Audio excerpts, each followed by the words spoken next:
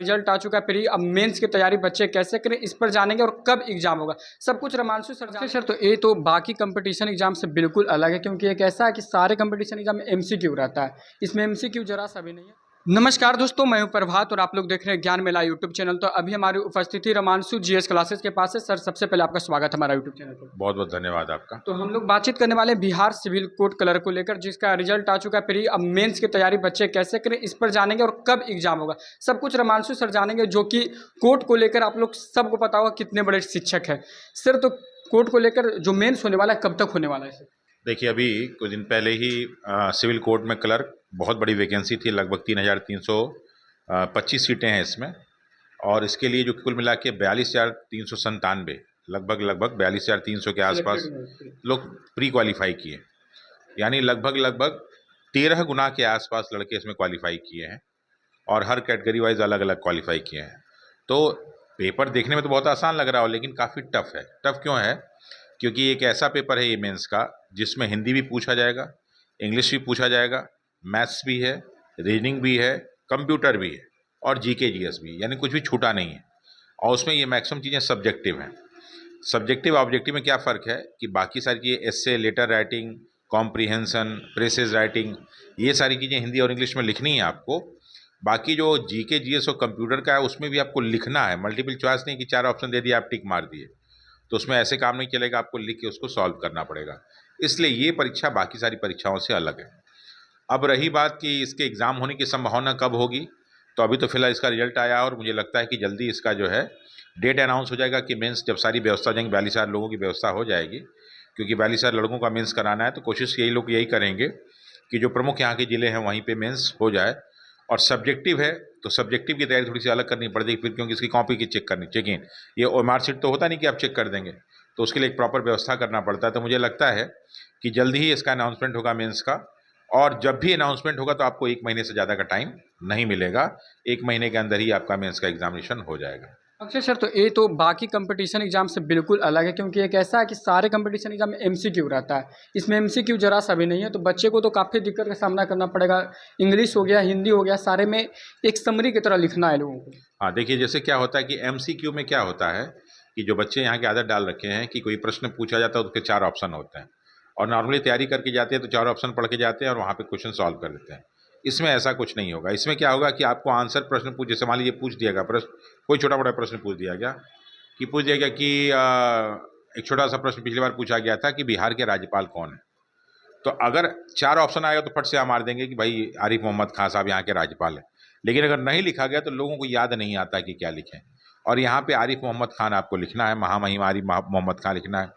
तो इसलिए इसमें मल्टीपल चॉइस होने के बावजूद भी मल्टीपल चॉइस नहीं मिलता है, ये ऑब्जेक्टिव है, और ऑब्जेक्टिव में भी सब्जेक्टिव है क्योंकि इसमें लिखना पड़ता है। इसलिए बाकी सब एग्ज़ाम में और इस एग्ज़ाम में बहुत बड़ा अंतर है, और जिसकी प्रैक्टिस नहीं होगी, भले वो कितना टैलेंटेड क्यों ना, उस परीक्षा को पास नहीं कर पाएगा। इसके साथ साथ क्या है कि इसमें इंग्लिश और हिंदी में एस्से लिखना होता है, वो भी 150 वर्ड में, लेटर लिखना है वो भी लिमिटेड वर्ड में। तो ऐसे में अगर आपकी एस्से लिखने की बहुत अच्छी प्रैक्टिस है, लेकिन अगर आप 150 वर्ड में नहीं लिख पा रहे हैं तो स्वाभाविक है कि आप परीक्षा से बाहर हो जाएंगे। इसलिए एक प्रैक्टिस ये करना पड़ता है कि कैसे 150 वर्ड में ऐसा लिखें कि 5 में 5 नंबर मिल जाए। तो उसके लिए विशेष तैयारी करनी पड़ती है आपको, और वही सारी की सारी तैयारी हम लोग करवाते हैं। अच्छा सर, यहाँ पर तो इस एग्ज़ाम को लेकर बात करें तो इसमें मतलब किताबें भी बाहर मार्केट में बहुत ही कम ही मिलेगा। सेट प्रैक्टिस को लेकर काफ़ी दिक्कत होगा स्टूडेंट को। तो रमांशु सर के पास बहुत सारे बच्चे पहुँच भी रहे हैं सर, तो क्या फैसिलिटी है? देखिए, जैसे क्या है कि हम लोग जो है ये हिंदी डिस्क्रिप्टिव है। अच्छा। इसका प्रॉपर नोट्स बना रखे हैं, इसमें वो सारी की सारी चीज़ें जैसे आप देखेंगे इसमें, तो इसमें जो आपको पत्र लेखन मिलेगा, इसमें एस्से मिलेगा, इसमें कॉम्प्रिहेंशन मिलेगा, वाक्य शुद्धि मिलेगी। तो ये कहीं भी एक किताब में आता ही नहीं, और जो भी आता है उसमें सारी चीज़ें नहीं दे रखी है। ऐसे कंप्यूटर को देखेंगे तो कंप्यूटर की हम लोग की बहुत अच्छी किताब बन के तैयार हो रही है, अभी कुछ पब्लिशिंग में भी जाएगा। तो इसमें हिंदी और इंग्लिश में, क्योंकि कंप्यूटर में प्रॉब्लम क्या होती है कि अक्सर लोग इंग्लिश में पढ़े होते हैं, इंग्लिश में बहुत कुछ जानते हैं, हिंदी में नहीं जाते हैं, और एग्जामिनेशन में आपको हिंदी इंग्लिश दोनों आ जाता है, तो आपको दोनों जानना चाहिए। तो उसके लिए हम लोगों ने कंप्यूटर के अलग से जो है पूरा नोटबुक तैयार किया। ऐसे ही इंग्लिश का भी तैयार हुआ है, और इंग्लिश का भी पूरा प्रॉपर नोट्स है। उस नोट्स में कैसे एग्जाम में आएगा वो सारी सारी चीज़ें डाली गई। तो इसलिए एक अच्छा सा नोट्स तैयार किया गया, वो मार्केट में कहीं मिलता नहीं है, हम लोग इसको अवेलेबल करा रहे हैं। अच्छा और स्पेशली एग्ज़ाम को फोकस करके ही है, ताकि बच्चों का इसमें कल्याण हो सके। सर, तो ये जो एग्ज़ाम है इसमें मतलब कि सारे सब्जेक्ट का रोल है, कंप्यूटर के लिए भी जीके जीएस को भी लेकर, तो सारा सब्जेक्ट बच्चों को पढ़ना पड़ेगा। हाँ, दरअसल क्या है कि मैथ का 10 नंबर है, रीजनिंग का 10 नंबर, तो मैथ इंग्लिश रीजनिंग तो नॉर्मली आता है तो सब कर लेते ये हैं। तो हो जाएगा। फिर उसके बाद 15 नंबर जीके जीएस है, वो है तो आसान क्योंकि 15 नंबर पूछा जाना, लेकिन करंट अफेयर्स बेस्ड पूछा जाता है, तो उसमें क्या है कि आपको आंसर लिखना है, तो थोड़ा सा सजग होकर उसकी पढ़ाई करनी पड़े। तो 35 नंबर तो ये हो गया। बाकी जो 55 नंबर है, 55 नंबर में 20 नंबर हिंदी, 20 नंबर इंग्लिश और 15 नंबर आ जाता है आपका कंप्यूटर।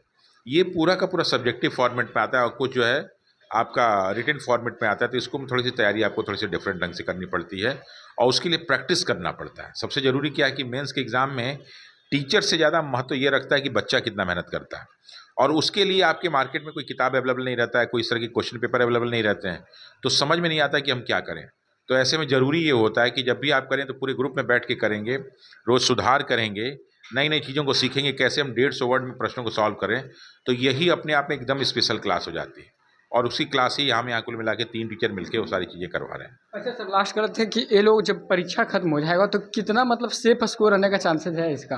देखो, जैसे क्या है, इसमें सब्जेक्टिव में कोई सेफ स्कोर का नहीं होता है, क्योंकि सारे के सारे कैटेगरीज वाइज अलग अलग होता है।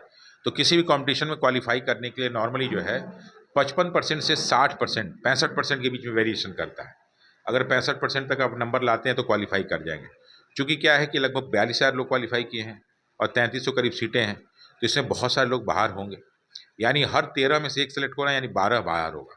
तो 12 को जो है बाहर करने के लिए आपको बहुत मेहनत करना पड़ेगा।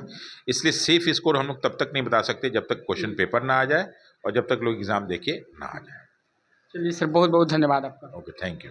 चलिए, तो आप लोगों भी अगर जो सिविल कोर्ट क्लर्क को लेकर तैयारी करना, मेंस को लेकर, तो आप लोगों ने वीडियो को देखा होगा, अगर जो अच्छा लगा तो जरूर से जरूर शेयर कीजिएगा। तब तक के लिए धन्यवाद, जय हिंद।